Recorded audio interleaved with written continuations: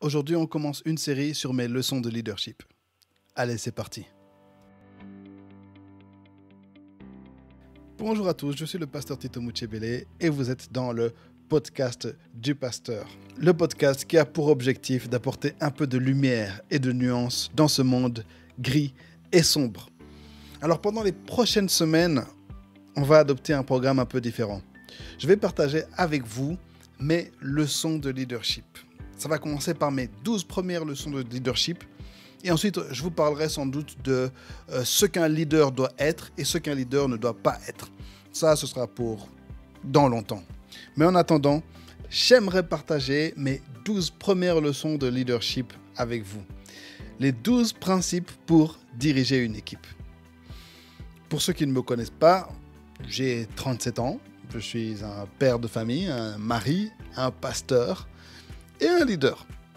J'ai dirigé ma première équipe quand j'avais 21 ans. C'était le ministère de l'audiovisuel dans mon église. Ensuite, j'ai, pendant les années suivantes et jusqu'à aujourd'hui, dirigé de nombreuses équipes. Pourquoi c'est tellement important pour moi de parler de ces principes de leadership ? C'est que, ayant commencé à être un leader si jeune, j'ai fait beaucoup d'erreurs. Et je pense que mes erreurs et mes succès pourront aider beaucoup. Peut-être que tu as 15 ans, 10 ans même ou 12 ans. 20 ans, 25 ans, 30 ans, tu viens d'être placé dans un nouveau poste de leadership dans ton église, dans ton organisation, dans ton club de foot. Tu es un capitaine d'équipe, tu es un jeune père de famille, tu es un coach, tu es un responsable de ministère, un chef de chorale. On te place à ce poste et maintenant tu es face à tout un tas de défis, d'incompréhension, de difficultés, de montagnes qui semblent difficiles à surmonter. T'inquiète pas mon ami. Je suis là pour toi.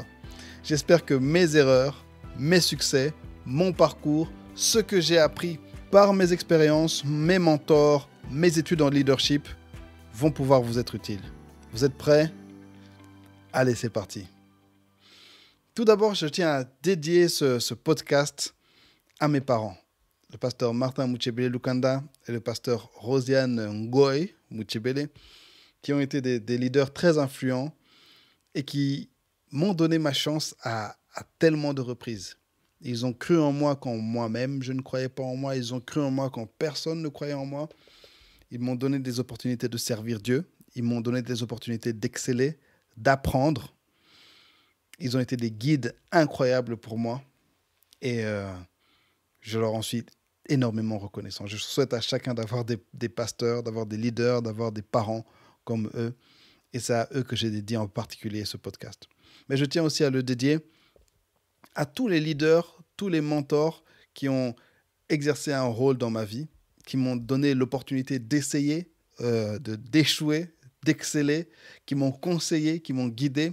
Je vais en donner quelques noms, ceux qui me viennent à l'esprit maintenant. Je pense notamment à mon frère, le pasteur Didier Muchebele, qui a été mon responsable dans la chorale Espérance pendant de nombreuses années. Je pense à Katiti, ma sœur, qui a été ma responsable dans l'équipe de louanges. Je pense à mes grands frères, mes grandes sœurs, ma petite sœur aussi, et à tous mes responsables à l'église, dans les différentes expériences que j'ai eues, que ce soit dans la jeunesse, dans les ministères de l'audiovisuel, chez les adolescents, dans la musique, etc.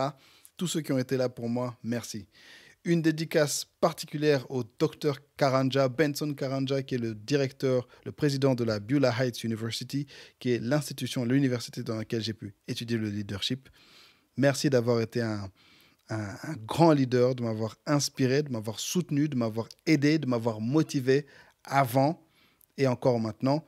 Une autre dédicace spéciale au pasteur Ngandu Lunda et à son épouse Auntie Debra. Merci de m'avoir accueilli quand j'avais besoin de vous et de m'avoir encore une fois soutenu, accompagné, poussé jusqu'à maintenant. Je dédie également cette série à toutes les personnes avec lesquelles j'ai travaillé au fil des années, toutes les personnes qui ont fait partie des équipes que j'ai dirigées, qui ont bien voulu suivre un jeune fou comme moi dans mes délires, dans mes idées, dans mes projets, dans nos galères, dans nos succès. Je pense en particulier à Stand Up, Génération 4, Génération 3 aussi. Non, Génération 4, vraiment, ça a été ma team. Je pense à l'audiovisuel de la Nouvelle Jérusalem de Bruxelles, mon église.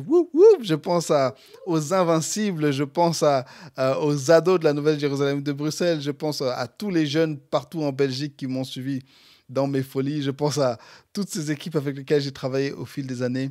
Merci pour la confiance, merci d'avoir travaillé avec moi et merci d'avoir été des gens exceptionnels et inspirants. Soyez tous bénis.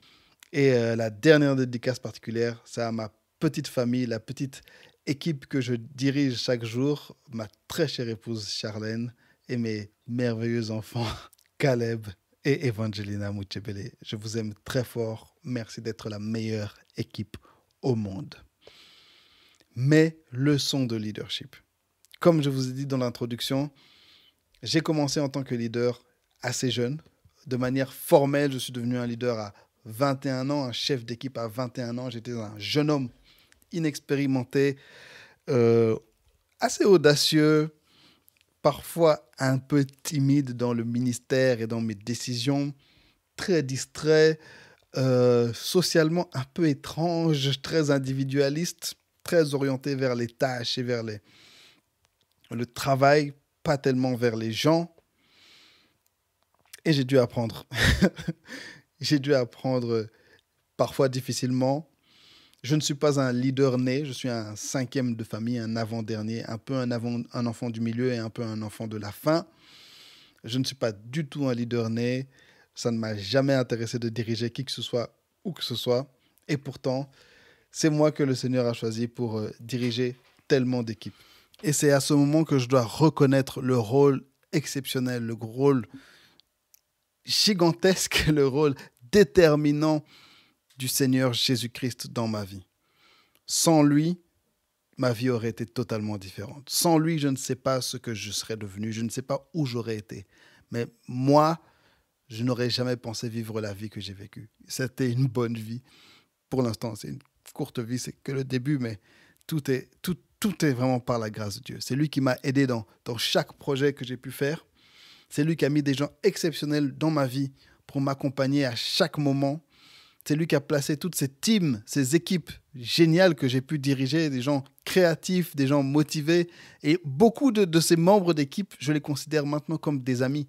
Certains, j'ai commencé avec eux, ils avaient 12 ans, moi-même j'étais déjà un adulte. Et pourtant, 10 ans plus tard, maintenant on est des amis. Et ça, c'est vraiment la grâce de Dieu que je remercie. Et si je peux donner une leçon qui est plus importante que tout, mais vraiment tout, c'est compter sur Dieu. Suivez Dieu, cherchez Dieu, écoutez Dieu, servez Dieu, priez Dieu. Et tout ira bien pour vous. Peu importe le défi. Allez, c'est parti. Je vais commencer par vous donner les 12 leçons, les 12 principes pour diriger une équipe. Ce sera la première série qu'on va faire. Je pense qu'on va faire 1 ou 2 principes par podcast. Certains sont plus longs que d'autres, certains sont plus compliqués que d'autres, plus complexes. Je vais commencer par vous donner ces 12 principes. Juste vous les citer. Et puis, on va attaquer le premier principe dans cet épisode. Le premier principe, c'est prends ton temps pour engager, mais renvoie rapidement. On reviendra dessus tout à l'heure. Deuxième principe, donne des instructions claires et respecte toujours ta parole. C'est toute la question de la communication en tant que leader. C'était un de mes plus gros problèmes en tant que leader. Troisième principe, une règle ne vaut rien sans sanction. Une sanction ne vaut rien sans compassion. Souvent, on met des règles, mais on ne met pas en place un système adéquat pour les faire respecter. Quatrième principe, loue en public, mais réprimande en privé. C'est très basique, c'est très simple, mais la manière dont on gère nos gens en public et dont on les gère en privé est essentielle pour donner un bon moral à l'équipe. 5. Donne une priorité au spirituel, puis à l'humain, ensuite aux techniques et le reste après. Commencez par l'essentiel. Je vous ai dit que Dieu est la base. Que ce soit dans une église ou dans une autre organisation. Commencez par le spirituel. Ensuite, s'occuper des problèmes humains. Ensuite, les problèmes techniques. Et puis le reste. 6e principe, les gens s'identifient à toi et toi, identifie-toi à eux. Encore une fois, ça reste en rapport avec ce côté humain. N'oublions pas que nous travaillons avec des gens, que toi, leader, tu es un humain et que eux aussi sont des humains. 7e principe, n'oublie jamais qu'on est à l'église. Ça, c'est pour ceux qui travaillent dans les églises. Parfois, on oublie qu'on est dans un cadre religieux, on est dans le cadre d'une église, ce n'est pas une entreprise. Les choses changent. 8e principe, vise haut, mais travaille en bas. Souvent, en tant que leader, on va s'asseoir sur un trône, donner des ordres et espérer que les gens vont nous suivre, alors que le travail commence en bas. Dirige par ton exemple, qui est un peu une application du 8e principe. Dirige par ton exemple. Les gens auront plus tendance à faire ce que nous faisons plutôt que ce que nous disons. 10e principe, crée de la place pour le développement personnel de tes gens. On est là pour accomplir une mission, certes, mais en tant que leader, on est là aussi pour faire avancer les gens dans leur vie. Non seulement dans le travail qu'on fait, mais de manière générale. 11e principe, crée une bonne culture d'entreprise, une bonne culture de ministère. Être efficace dans son travail est important, mais la culture, l'ambiance de travail, le milieu qu'on crée est tout aussi important. Et enfin, 12e principe, sois juste et impartial, mais ne traite pas tout le monde de la même manière. Souvent, on veut être juste et on pense que la justice, c'est traiter tout le monde de manière égale. Or, les gens avec qui nous travaillons viennent de backgrounds différents, sont à des stades différents et dans des conditions différentes, donc traitons-les différemment. Ces 12 principes viennent en grosse partie de mon expérience. Certains principes, comme le premier que je vais vous enseigner aujourd'hui, viennent du monde académique. C'est des trucs que j'ai appris lors de ma formation en tant que leader.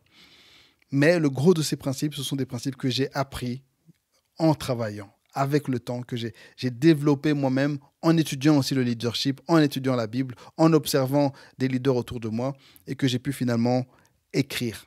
En fait, ces 12 principes, ce n'est pas des principes que j'ai créés comme ça dans l'objectif de créer un podcast, non.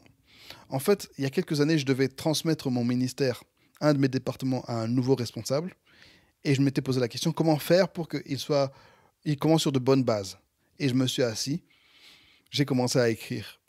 Et de ces écrits sortent ces 12 principes. C'est comme ça, en fait, que c'est sorti. C'est littéralement les 12 principes que je lui ai laissés avant de lui laisser la main. Et après ça, il y avait encore toute une série de choses que je lui ai laissées, mais ça, on y viendra plus tard. Attaquons notre premier principe. Prends ton temps pour engager, mais renvoie rapidement. Le processus d'engagement, d'embauchement dans une équipe doit être lent, long, réfléchi, mais le processus pour enlever quelqu'un de son équipe, le retirer d'un poste, doit être rapide. Ceci ne vient pas du tout de moi. C'est quelque chose que j'ai appris dans les cours de leadership.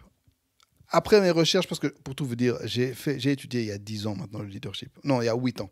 Et après recherche, je ne savais plus du tout d'où venait ce principe. Je sais que c'est un principe qui est appliqué très fort dans le milieu des startups. En anglais, on dit en fait hire slow, fire fast. Hire slow, fire fast. Engage lentement, renvoie rapidement. Pourquoi ce principe ? Souvent, en fait, on va faire le contraire. Tu es un nouveau leader, on te donne une tâche et tu vas réaliser que j'ai besoin de gens pour travailler avec moi. J'ai besoin d'une équipe, j'ai besoin de chanteurs, j'ai besoin de collaborateurs, j'ai besoin de responsables, de leaders qui travaillent avec moi, j'ai besoin de créatifs, j'ai besoin de toutes sortes de personnes. Alors, qu'est-ce que tu vas faire ? Tu vas publier une annonce, tu vas publier un communiqué, tu vas commencer à en parler autour de toi. Et qu'est-ce qui se passe ? C'est qu'au début, à cause de ta naïveté, à cause de tes insécurités, à cause de ta précipitation, tu vas engager des gens très vite. Pourquoi je dis naïveté, précipitation, insécurité ?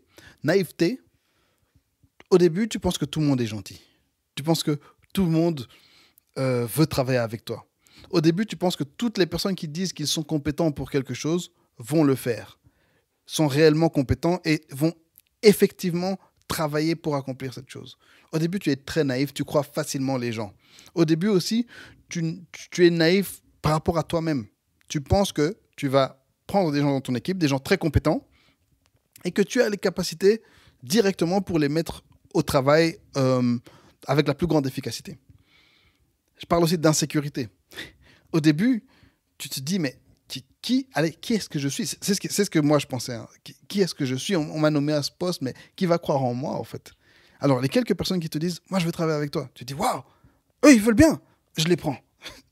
Les premières personnes qui sonnent à ta porte, tu vas accepter parce que tu manques de confiance en toi. Précipitation, parce que on te donne une tâche et tu es passionné par cette tâche, tu es passionné par ce ministère, tu es passionné par ce service, ou bien tu viens de créer ton ASBL, tu viens de créer ton organisation, tu es passionné par cela et tu veux vite te mettre au travail. Alors qu'est-ce que tu fais? Tu prends les premières personnes que tu trouves, en fait. Les premières personnes qui t'ont l'air convaincantes, tu les trouves et tu les engages. Super. Maintenant, qu'est-ce qui se passe? Premièrement, souvent, les gens qu'on va engager au début, c'est des gens avec qui on a une certaine affinité. Nos amis, nos frères, nos sœurs, nos cousins, des personnes qu'on connaît de l'église, des personnes qui ont une bonne réputation, des personnes qui ont une bonne réputation dans le milieu, peu importe soit le milieu sportif, le milieu de la danse, le milieu dans lequel on se trouve. Au début aussi, on va engager des stricts inconnus. On peut aussi engager des stricts inconnus, des personnes qu'on ne connaît pas, de nulle part. Alors, qu'est-ce qui se passe?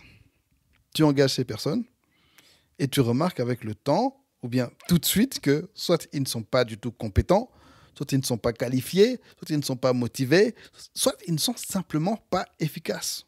Ou bien encore que, bien qu'ils soient compétents et efficaces, leur comportement est inapproprié, inacceptable, déplacé.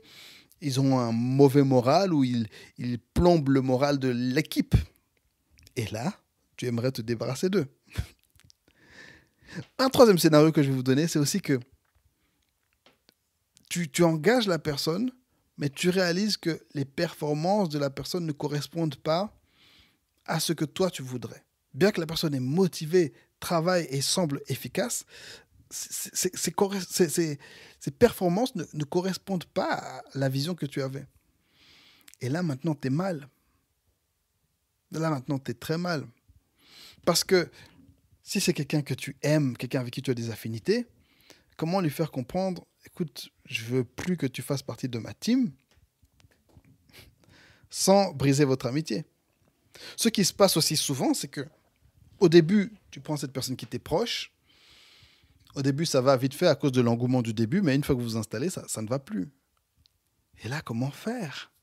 C'est une personne qui est inefficace, mais que tu aimerais renvoyer, mais tu ne sais pas comment expliquer à la personne que le travail que tu fais ne me plaît pas, en fait, que tu ne fais pas ce que je t'ai demandé, parce que souvent, les gens vont dire, mais si, je travaille, si, je fais ce que tu m'as demandé. Ça, c'est ce qu'on me disait souvent au début. Et souvent, quand c'est des amis, c'est la famille, c'est des gens proches, mais là, tu perds un peu le français. Tu n'as pas envie de passer pour le méchant, tu n'as pas envie d'être méchant. Et puis à un moment, tu te dis, si cette personne me dit qu'elle travaille bien, mais est-ce que c'est pas moi qui ai un problème? C'est pour ça, en fait, que l'erreur, dans ce scénario, se trouve dans le processus de recrutement, très souvent. Souvent, on a recruté en vrac. On n'a pas donné de critères. On n'a pas observé les personnes. On n'a pas donné de job description. On n'a pas donné de conditions. De sorte que lorsque les personnes ne correspondent pas aux conditions, au fait, des conditions qu'on avait seulement dans notre tête, là, on est déçu. Et là, maintenant, rompre la relation devient très compliqué et ça peut très vite devenir amer et toxique. Alors voilà ce que je vous conseille de faire. Tout d'abord, il faut prendre le temps de sélectionner. Prendre le temps de sélectionner. Prends d'abord ton temps à toi pour écrire la vision de l'organisation. Il y a des livres entiers qui sont consacrés à ce domaine. Fais quelques recherches sur les visions, sur la mission d'une organisation, la vision d'une organisation, les mission statements et tout ça. Il y a plein de théories là-dessus, mais essaie de comprendre que vraiment, il faut que dans ta tête, tu dois te dire, on a un travail à faire, voici le travail que nous devons faire. Idéalement, écrire pour quand nous devons le faire, comment nous devons le faire. Okay? Écrire aussi les moyens qu'on va utiliser pour accomplir ce travail. Il faut qu'à un moment, tu puisses te dire, le travail qu'on m'a donné est fait. Okay? Et ça, c'est ça la vision de l'entreprise. Il y a aussi les valeurs de l'entreprise ou de l'organisation, du ministère, de l'église. À checker, bien sûr, avec tes responsables qui sont au-dessus de toi. Et très souvent, si c'est dans le milieu chrétien, on ne va pas te donner ça. C'est à toi à l'écrire. Ensuite, à la présenter aux responsables qui t'ont nommé, à ton pasteur, aux responsables qui sont au-dessus. Leur dire, OK, si j'ai bien compris en fait de ce que vous me demandez, c'est ça. Est-ce que ça vous plaît? Est-ce que ça correspond à ce que vous voulez? Ils vont te dire oui ou non. Vous travaillez ensemble. Une fois que tu as ça, par rapport à cette vision, maintenant tu te poses la question, j'ai besoin de telle personne, tel type de personne, tel profil. Pour chaque profil, tu crées un job description. Les tâches Le job description contient les tâches que les personnes vont devoir accomplir. Le job description contient les conditions pour accéder au poste. Par exemple, dans mon église, il faut être baptisé. Il faut être membre de l'église depuis 1 an. Ça, c'est bateau pour tous les ministères. Il faut avoir un bon témoignage. Il faut avoir une situation maritale régulière. Enfin, il y a plein de petites conditions comme ça. Il faut faire un stage de 3 mois en général. Il faut avoir un entretien avec le pasteur. Moi, ce que j'ai fait, par exemple, c'est que pour accéder à mon ministère, il faut avoir un entretien avec moi, le pasteur responsable du ministère, mais il faut aussi avoir un entretien avec la pasteur qui gérait tout notre ministère. C'est pas moi qui ai mis en place cette règle, c'est dans notre église, sauf que moi, j'ai mis un entretien au début du stage, un entretien à la fin du stage. Mais pas seulement entrer dans le bureau, dire ça va, j'ai fait mon stage, ok, non. Vraiment un entretien en profondeur avec moi, un entretien avec elle, et plusieurs entretiens au début et à la fin du stage. De sorte que on est d'accord. Est-ce que tu veux venir? Oui, je veux venir. Et à la fin, après avoir exercé un peu, observé, tu demandes à la personne encore, est-ce que tu es prêt à entrer dans la team? Je suis prêt à entrer dans la team. Juste pour avoir un avis éclairé. Okay, c'est un petit truc que j'ai rajouté par rapport au stage. Donc, avoir des critères d'entrée, des conditions d'entrée. Par exemple, moi, ce que j'ai mis, c'est des conditions d'admission au ministère. Si tu n'as pas ces conditions, ne viens même pas me parler. Et puis, il y a des critères d'entrée. Le stage, par exemple, c'est un critère d'entrée. Tu dois avoir accompli ton stage, avoir rencontré la pasteur. Pour certains ministères, j'ai déjà mis, encore une fois, ce n'est pas une idée de moi. Hein. Il y avait un travail à rendre. Un travail d'observation et de recherche biblique à rendre pour entrer dans ce ministère. Donc, peu importe ce que vous voulez faire, mais mettez un processus déjà qui permet d'éliminer les gens réellement farfelus. Quelqu'un qui n'est pas baptisé, écoutez, quelqu'un qui a juste été touché un jour. Ce qui se passe parfois, c'est que le pasteur va faire un appel. Voilà, on a besoin de tel nombre de personnes pour travailler dans tel ministère. Veuillez contacter le pasteur, veuillez contacter telle personne pour entrer dans cette équipe. Et ces personnes-là, après avoir entendu un très bon message le dimanche, après avoir entendu cet appel à l'aide, vont vouloir venir travailler dans notre équipe. Et c'est très bien. Mais parfois, c'est juste la motivation du moment, c'est juste un petit zèle du moment. Ou bien parfois, il y a des gens qui ont des regrets, des remords, ils font un vœu au Seigneur, un vœu passager, et puis voilà, ils viennent dans ton équipe, et puis ils vont pas tenir longtemps. Donc, éliminer les gens très farfelus, avoir des conditions permet d'éliminer les gens très farfelus.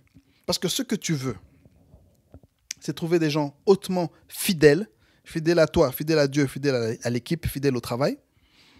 Tu veux des gens hautement compétents, qui connaissent le travail et qui ont les compétences que pour pouvoir se former ou recevoir une formation que pour arriver à ce ministère. Et tu veux des gens hautement motivés. Okay? Tu veux cette fidélité, cette compétence, cette motivation. Mais tout ça, c'est juste pour avoir des gens efficaces, des gens qui savent faire le travail. Okay? Là, je ne vais pas prendre en compte les aspects moraux, les aspects de caractère, etc. On en parlera plus tard. Mais tu veux vraiment avoir dans ton équipe des gens hautement fidèles. C'est important d'avoir des gens fidèles à toi. Des gens qui ne vont pas aller te trahir, des gens qui ne te détestent pas, des gens qui ne te jalousent pas.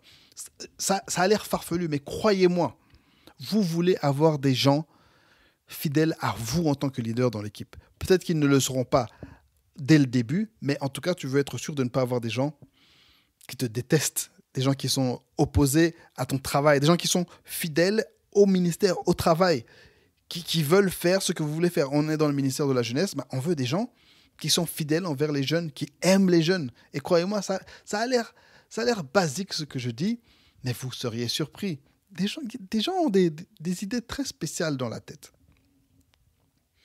Et pour ça, il faut avoir un processus relativement strict et long de recrutement. Et la vision est vraiment la base. Établir qui vous êtes, ce que vous faites, comment vous allez le faire, pour quand vous allez le faire, pour qui vous allez le faire, c'est vraiment la base. Tu ne veux pas prendre dans ta team quelqu'un qui n'est pas d'accord avec la vision de ton équipe. Ça n'a pas de sens et c'est contre-productif. C'est se tirer une balle dans le pied.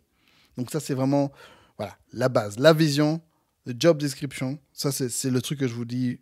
C'est le premier conseil vraiment que je vous donne, c'est mettre ça par écrit. Ça ne doit pas être un truc de très complexe. Ça peut être quelque chose de très simple, juste quelques points, mais des points qui sont indiscutables et qui permettent de filtrer notamment les cas les plus obvious, les plus clairs, les plus évidents. Voilà, les cas les plus évidents de personnes qui risquent de poser problème par après.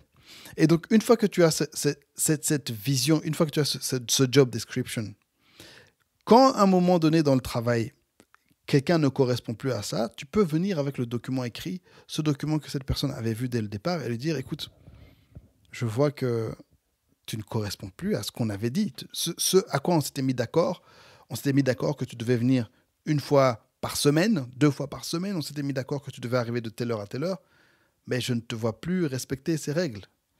Là, maintenant, tu peux commencer à avoir une discussion honnête par rapport à des critères objectifs.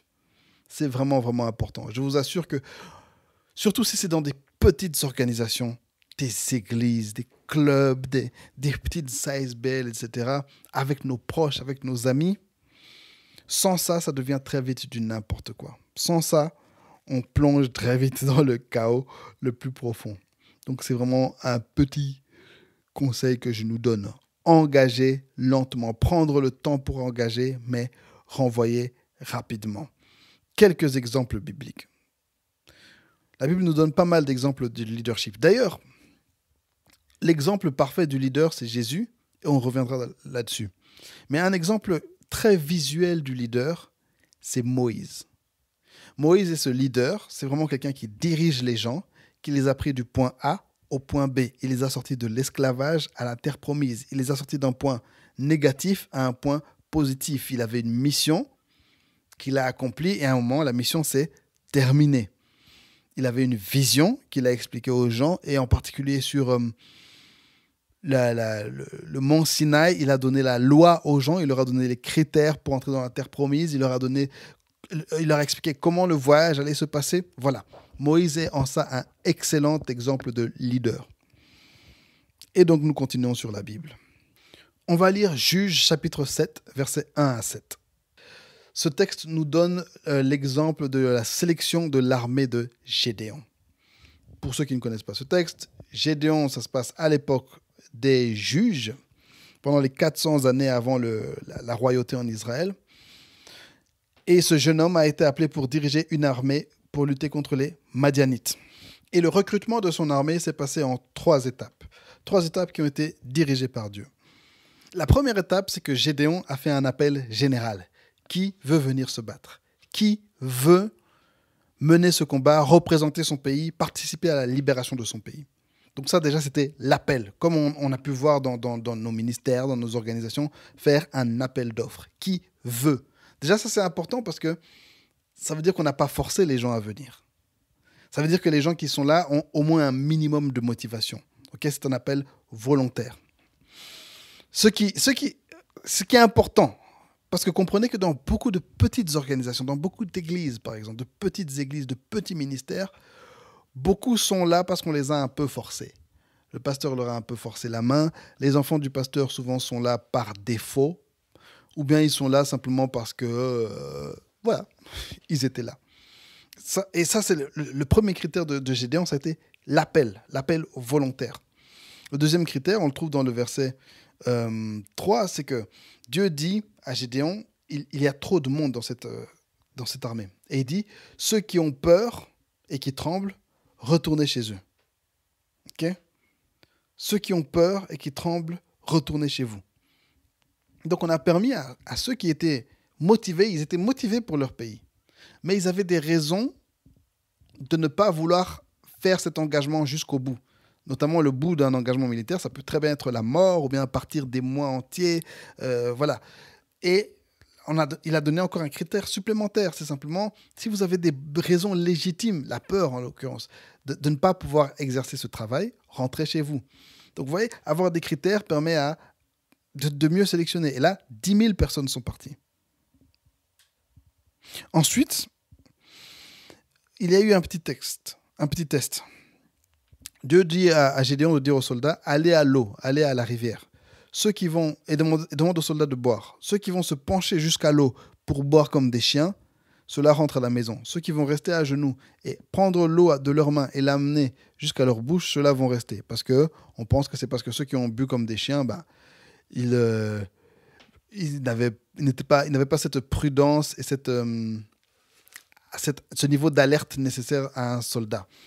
Ils étaient moins préparés et avaient moins cet esprit militaire, martial, discipliné dont Gédéon avait besoin, dont cette armée avait besoin.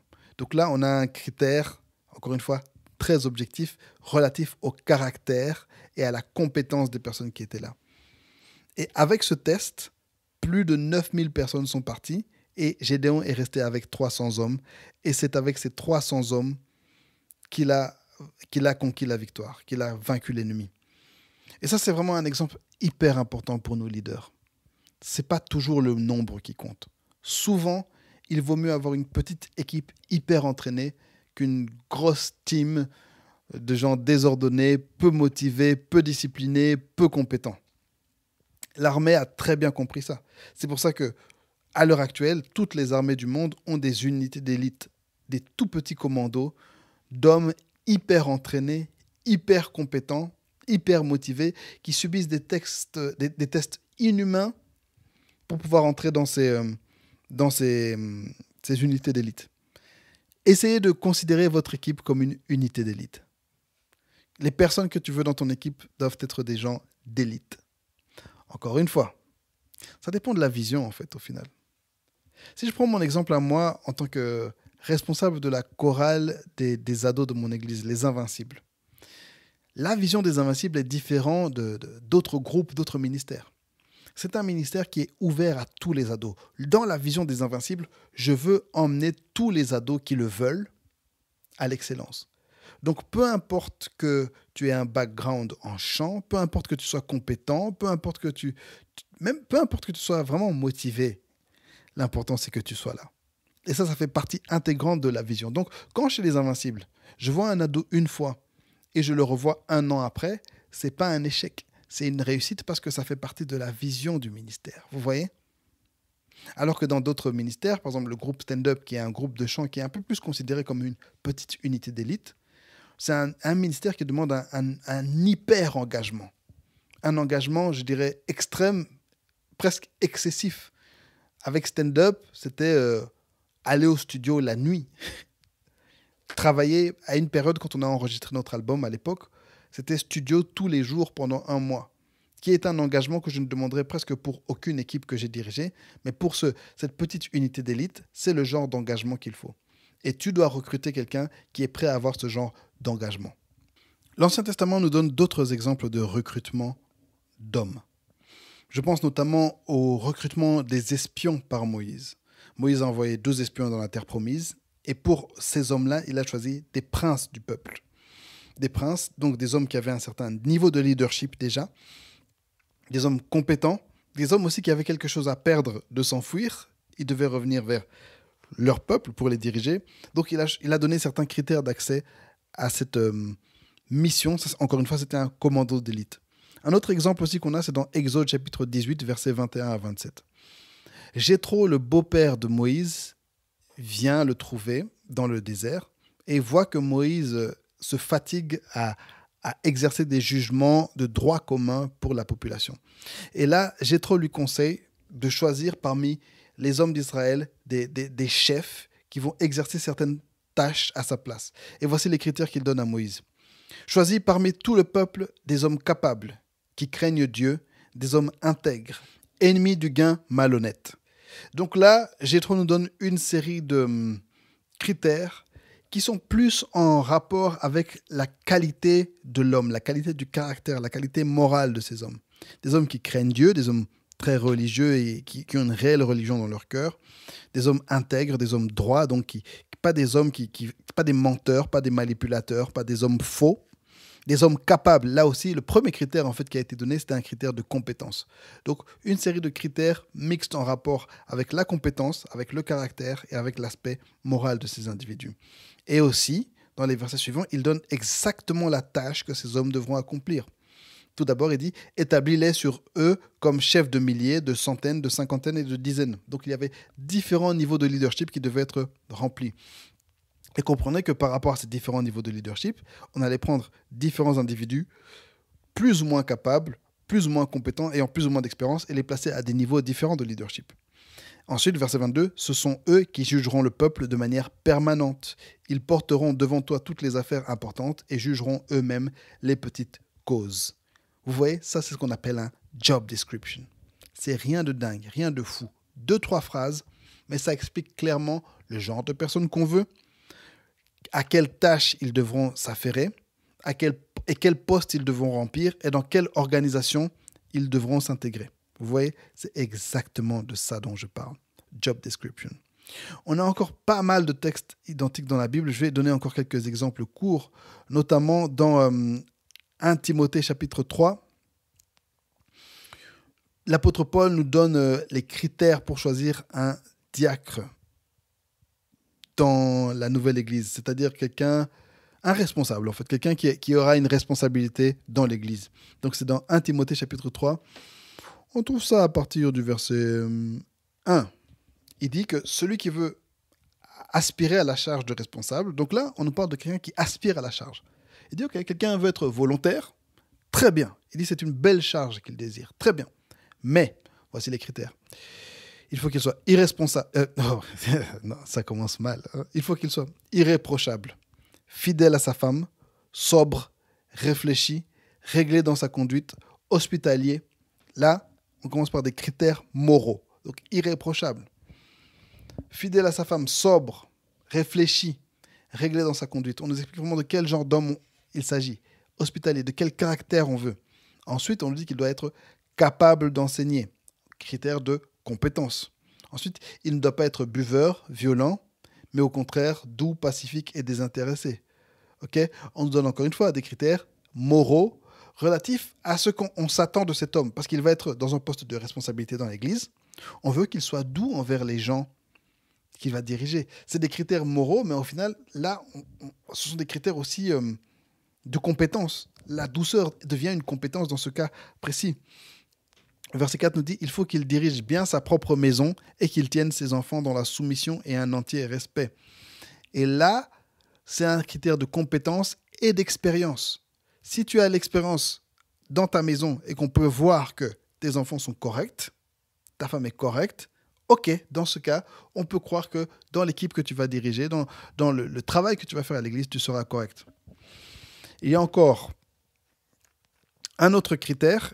Au verset 6, c'est « Il ne doit pas non plus être un nouveau converti, de peur qu'aveuglé par l'orgueil, il ne tombe sous le même jugement que le diable. » Donc il dit que il ne doit pas être un nouveau, parce que les nouveaux ont tendance à se gonfler d'orgueil et chuter rapidement. Donc vous voyez que la Bible nous donne aussi plein de petits job descriptions comme ça. Plein d'exemples de listes de critères et de conditions qu'on peut intégrer à nos propres listes. C'est important d'avoir une liste pas figée, mais une liste qui est adaptée réellement à la vision et aux besoins du moment. Avant qu'on passe à un autre exemple biblique, il y a un autre point que j'aimerais donner, un petit tuyau aussi. En 2021, évitons de faire signer aux gens des contrats à durée indéterminée. En 2021, à l'heure actuelle, quand tu engages quelqu'un dans ton équipe, que ce soit dans ton équipe de promotion pour ton équipe de promotion pour ton travail d'artiste, que ce soit dans ton ministère, que ce soit dans ton je ne sais pas où, si possible, n'engage pas la personne à durée déterminée. On est dans une époque où beaucoup de gens ne sont plus comme avant, où avant c'était cette vie où une fois que tu as fini tes études, tu commences le boulot, ben, tu vas aller travailler toute ta vie au même endroit, rester au même endroit, sans te poser la question, qu'est-ce que je vais devenir demain? Là, maintenant, on vit dans une époque où beaucoup de gens sont très mobiles. On change de carrière, on change de boulot, on change de femme et de mari. On change tout très rapidement. Et il se peut que dans 1 an, dans 2 ans, la personne soit à une autre étape de sa vie et ne soit plus très à l'aise de continuer. Le problème, pourquoi c'est important que ce soit nous, leaders, qui mettons déjà sur la table le travail à durée déterminée, c'est que souvent, encore une fois, à cause de nos affinités avec ces personnes, affinités qui existaient avant ou affinités qui vont être créées dans le cadre du travail, ça devient difficile pour nous de dire à la personne, écoute, ça fait 5 ans que tu es là, 10 ans que tu es là, et je sens que tu n'es plus très efficace. Et dites-vous que ça, plus ça dure dans le temps, plus la personne est restée à ce poste, est restée affairée au travail, est restée fidèle, plus ça va durer, plus ça deviendra dur de se séparer d'elle de manière amicale et adulte. Quelqu'un qui est resté 15 ans à un poste, 10 ans, 20 ans, je ne sais pas. Et tu viens lui dire, écoute, je ne suis plus très content de ton travail, je crois qu'on doit renouveler l'équipe. Ou bien tu viens lui dire, avec toute la gentillesse, tout l'amour, toute la compassion du monde, tu viens lui dire, je crois que tu n'as plus ton cœur dans ce que nous sommes en train de faire et je pense que ce serait bien pour toi de passer à autre chose. Croyez-moi, ça peut passer tellement mal et être une source de conflit majeur. C'est pourquoi, à l'heure actuelle, je vous conseille de faire des contrats de 1 an maximum, des contrats renouvelables, que ce soit un contrat écrit ou un contrat oral.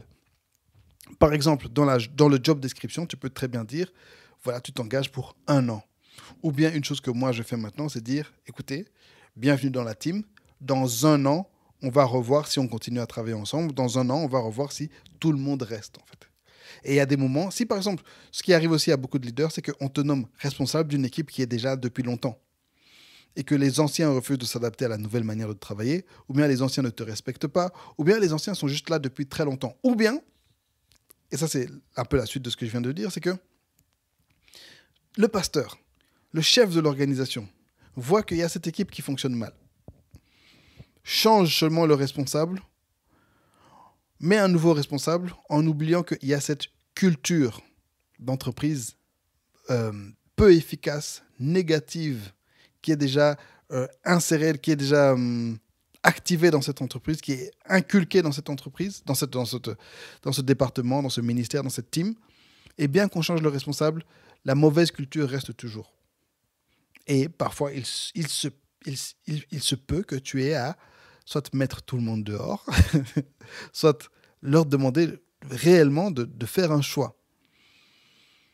Et là, le conseil que je donne alors, c'est, oui, faites asseoir tout le monde et ayez une discussion honnête. Ce n'est pas vraiment le sujet de son dont je veux parler maintenant, parce que là, je parle vraiment du processus d'engagement et puis de mise à l'écart, si je puis dire. En ce qui concerne la culture d'entreprise, comme je vous ai dit, on en parlera plus tard. Dans ce cas précis, c'est beaucoup plus le problème quand il y a excusez-moi le terme, une pomme pourrie qui vient abîmer le panier. John Maxwell, le gourou du leadership, je dirais même le fondateur de cette matière, de ce domaine, a écrit un livre qui s'appelle Les 17 règles irréfutables pour diriger une équipe. Bon, j'ai traduit ça en français comme ça. Et dans ce livre, il parle de la règle de la pomme pourrie. Comment une pomme pourrie, une personne avec une mauvaise attitude, une personne négative, une personne malhonnête, peut totalement gâcher l'ambiance d'une équipe. Il m'est déjà arrivé à plusieurs reprises de me retrouver dans des équipes où une personne, soit par ancienneté, par frustration, ou bien un nouveau aussi, soit s'était mis en mission, s'était donné comme mission vraiment de gâcher l'équipe, soit simplement par son attitude et sa présence, gâcher le moral des troupes, rendait le travail pénible et difficile. Dans ce genre de cas, ce n'est vraiment pas facile d'agir. Parce que souvent, il faut accepter en fait que tu seras le mauvais. En tant que leader, souvent, tu seras le mauvais dans l'histoire.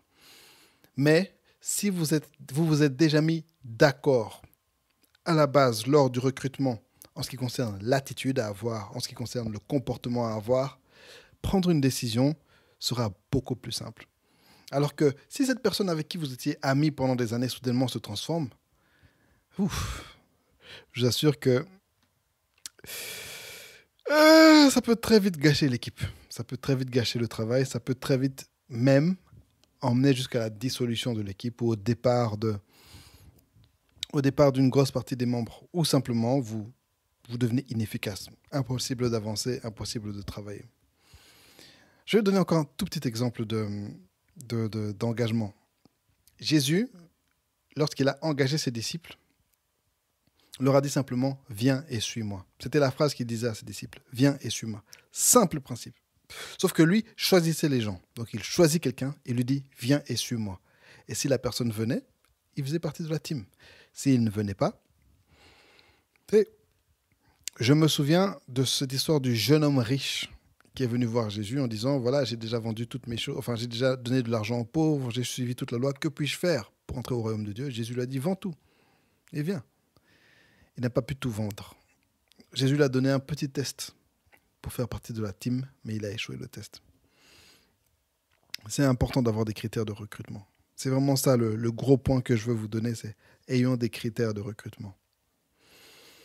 C'est important d'observer aussi les gens avant de les recruter. Une fois qu'on a les critères, ou même avant d'avoir les critères, peut-être que tu viens juste d'être nommé à ce poste, prends le temps d'observer les gens qui sont autour de toi. C'est ce que Jésus a fait. Dans ses voyages, dans ses interactions, il observait les gens et il connaissait les gens qu'il allait engager.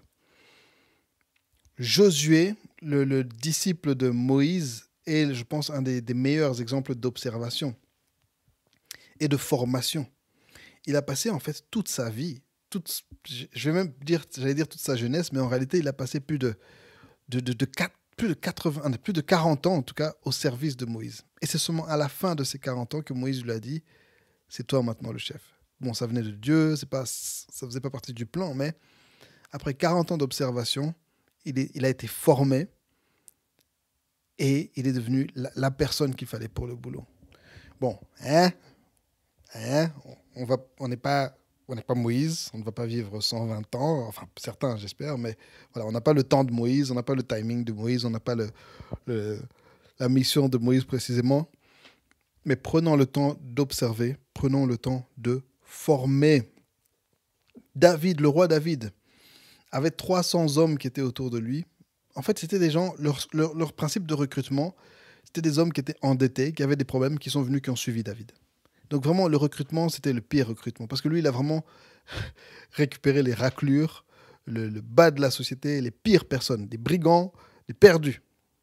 Mais avec le temps et la formation, ils sont devenus des vaillants guerriers qu'on trouve à la fin de l'histoire de David. Donc il y a aussi ce côté où il faut prendre le temps pour former. Prendre le temps pour former.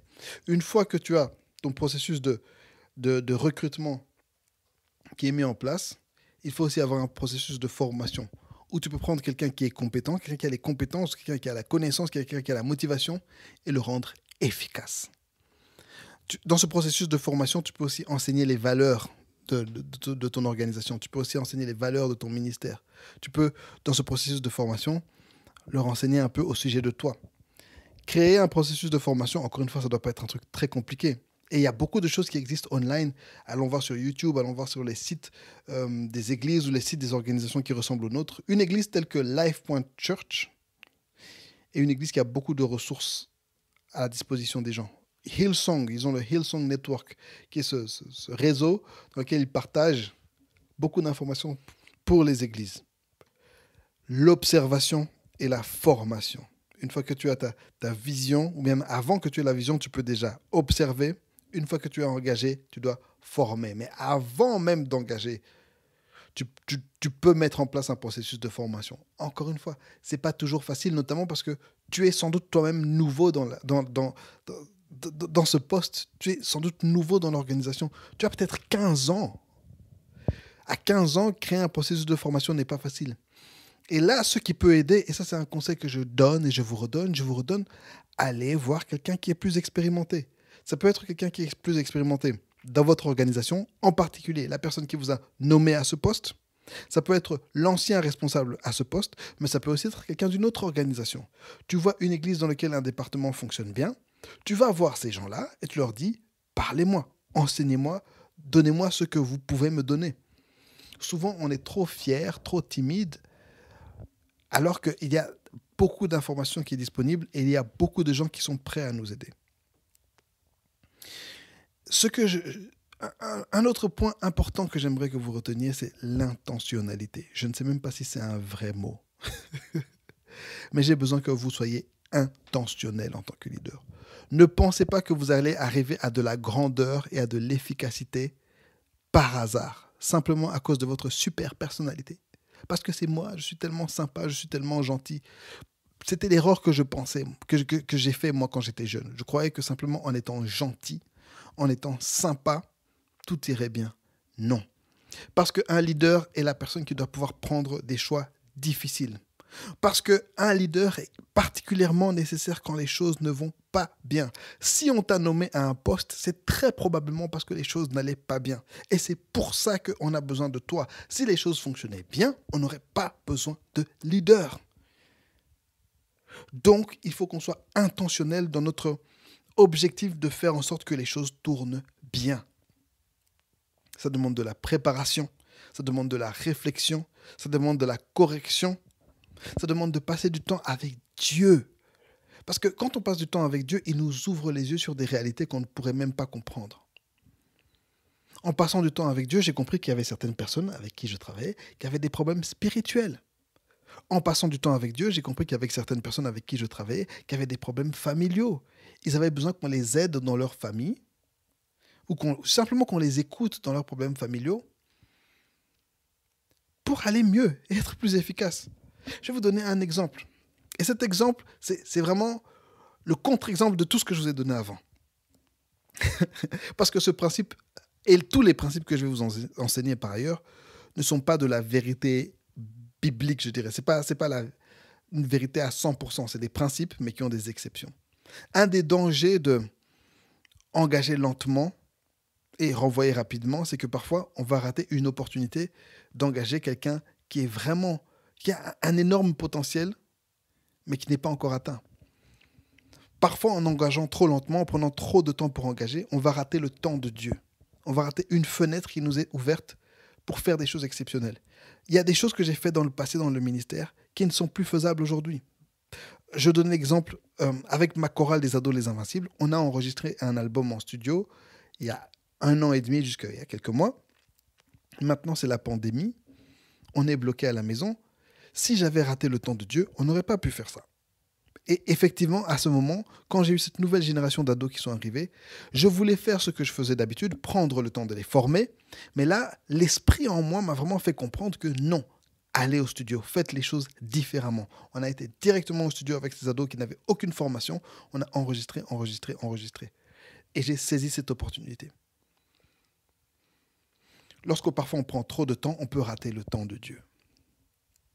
Je vais vous donner un cas que j'ai vécu. Dans un des départements que j'ai dirigé, une jeune fille s'était portée volontaire, a commencé à travailler avec nous. Et depuis le début, j'étais content au début de sa prestation parce qu'elle avait été engagée avec toute une équipe. C'était tout un groupe de gens qui avaient été engagés. J'étais relativement content de sa prestation. Mais par contre, plus le temps avançait, moins j'étais content de son caractère, de son aspect spirituel, de sa spiritualité, je dirais presque de sa moralité. Et plus le temps passait, moins j'étais content aussi de ses performances. Et à un moment, j'avais pris la décision de me séparer d'elle. Parce que vraiment, elle avait un mauvais témoignage et elle ne correspondait vraiment pas au type de personne que je voulais dans mon équipe. Mais je lui ai laissé une dernière chance. Je l'ai convoquée. En plus de ça, je l'ai convoquée chez moi. On a pris le temps de discuter. J'ai pris le temps de l'écouter. J'ai pris le temps de prier pour elle. Tout simplement. Est-ce que ma prière pour elle a changé les choses ? Je ne sais pas. Est-ce que c'est ce moment qui a changé les choses ? Je ne sais pas. Mais dans les mois et les années suivantes, cette jeune fille est devenue une des membres les plus efficaces de cette équipe. Je n'ai pas renvoyé rapidement. Effectivement, à ce moment-là, j'avais déjà quand même un certain processus de sélection qui était en place. Mais avant de renvoyer, et avant même de passer en mode accusateur, j'ai pris le temps de l'écouter et de prier pour elle. C'est pour ça, plus tard, on parle des aspects spirituels, des aspects humains, ce sera dans quelques points. Donc souvent, il faut prendre le temps au moins avec le Seigneur.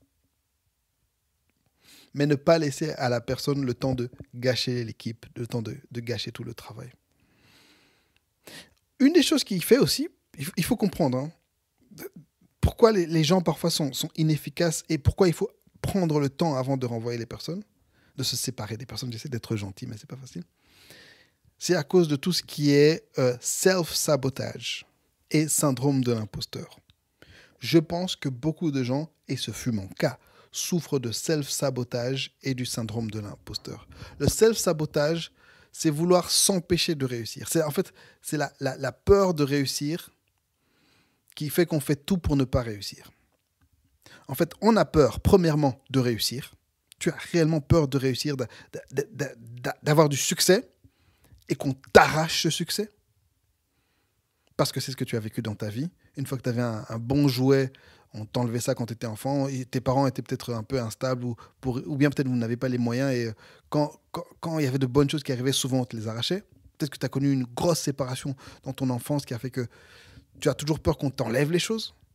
Peut-être que tu as connu plusieurs cas où tu es arrivé à un certain succès quand tu étais ado, tu étais jeune, tu étais enfant, et on t'a arraché cela d'une manière ou d'une autre, que ce soit par un accident, que ce soit la santé, que ce soit à cause de personnes méchantes, mal intentionnées, ou bien simplement tes parents ne te soutenaient pas, et chaque fois que tu avais une victoire, tu avais l'impression que c'était une fausse victoire. Et un autre aspect du self-sabotage, c'est la peur de ne pas réussir. La peur de tout donner, faire de ton mieux, mais échouer. Donnant ainsi raison à toutes les personnes qui ont dit que tu n'y arriverais pas.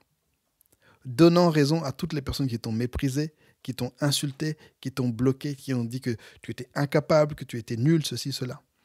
Et tu as peur d'essayer, de vraiment faire de ton mieux et ne pas réussir. Alors qu'est-ce qui se passe? Dans le premier cas, tu as peur de réussir. Donc tu fais tout pour ne pas vraiment réussir. Tu n'essayes jamais à fond. Et quand parfois une opportunité vient de réussir, tu vas donner un prétexte pour ne pas réussir. On te dit, viens, on va te nommer à ce poste. Et tu es là, oui, ok, je vais venir. Et puis, tu vas trouver un prétexte pour reculer. Ou bien, tu vas juste échouer. Tu vas te saboter toi-même. Tu vas t'empêcher d'être performant, d'être efficace. Pour qu'après, les gens te disent, ouais, mais non, on veut plus de toi. Et là, tu peux dire, bah, écoutez, j'ai fait de mon mieux, j'ai pas réussi. Dans le deuxième cas, tu vas carrément t'empêcher d'arriver jusqu'au succès. Tu vas t'empêcher encore une fois d'être performant. S'il y a des opportunités qui se présentent, tu vas carrément refuser ou bien trouver encore une fois un prétexte.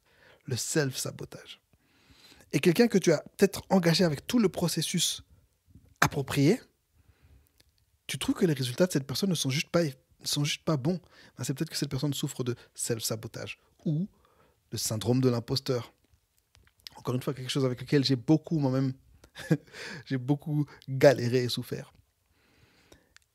Tu te dis, en fait, si je suis à ce poste, c'est peut-être parce que j'ai été pistonné, c'est un hasard, c'est une erreur, je ne mérite pas d'être ici et tout le monde le sait.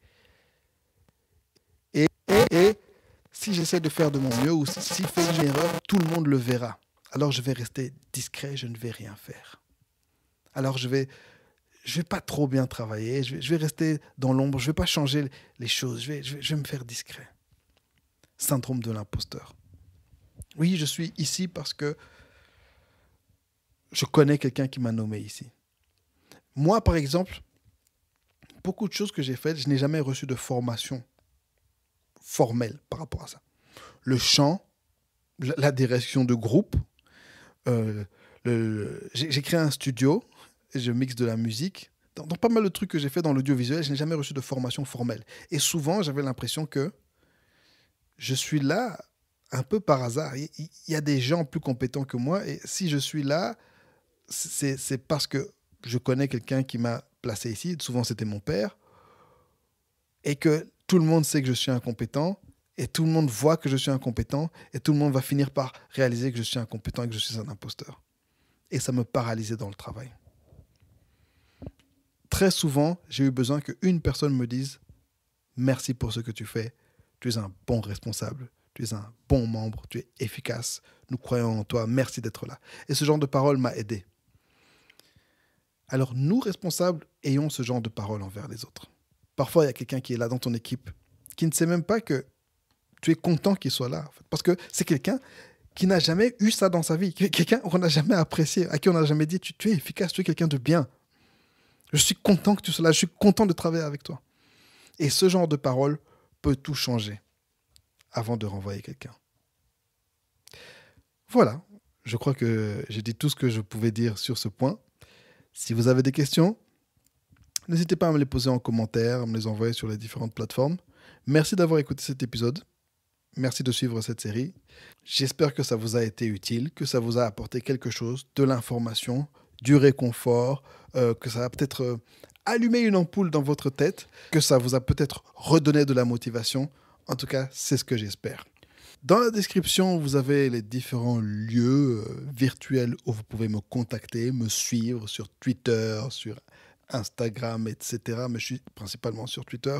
Vous avez aussi mon adresse si vous voulez m'inviter, soit de manière physique ou de manière virtuelle pour parler à un événement. Et vous avez aussi mon PayPal si vous voulez contribuer financièrement à mon ministère. Mais si vous n'avez pas de contribution financière, une prière, ça fait toujours du bien. C'était le podcast du pasteur, mes 12 principes de leadership. Je suis le pasteur Tito Muchebele et c'est un honneur d'avoir passé cette heure avec vous. Soyez tous bénis. Bonne journée. C'est le podcast du pasteur.